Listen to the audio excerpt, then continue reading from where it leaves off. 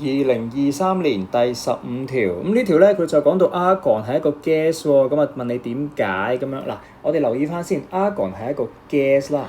咁首先我哋要理解翻 argon 個本質先。首先咧佢係嚟自呢個 group zero 啦，咁係 noble gas 啦。OK， 好啦 ，noble gas 咁啊 argon 自己一粒嘅 atom 就咁樣存在啫。咁啊所以咧 argon atom 之間咧。佢哋就只係存在一啲微弱嘅 van der Waals force。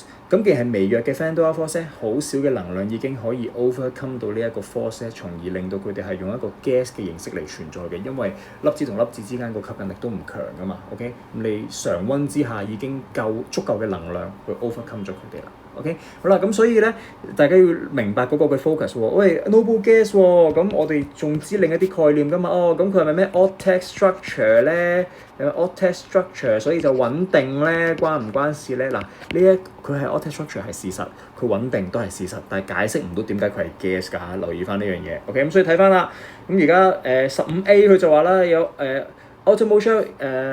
outermost electron shell octet structure， 啱啱我哋講咗啦，所以就唔會係啦。Attractive force between argon atoms 係 weak， 啱啱我哋咪講咗咯 van der Waals force 啊嘛，咪弱咯個吸引力。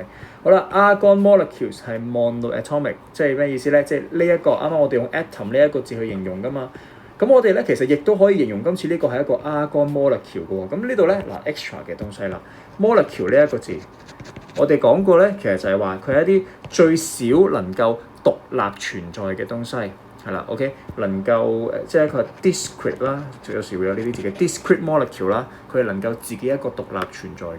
咁今次呢個 argon 雖然係得一粒嘅 atom， 但佢能夠自己獨立存在啊嘛。咁所以咧，我哋用 atom 嘅角度去諗又得，用 molecule 嘅角度去諗又得。而當我哋用 molecule 角度去諗嘅時候，佢入邊由於只有一個 atom 啫嘛 that's why 佢就係 monoatomic， 就係咁樣嘅意思啫。咁但係呢一句説話同樣啦，你解釋唔到點解佢係 gas 嘅，都係講句叫係個 attractive force。OK， 所以我哋唔會揀 C。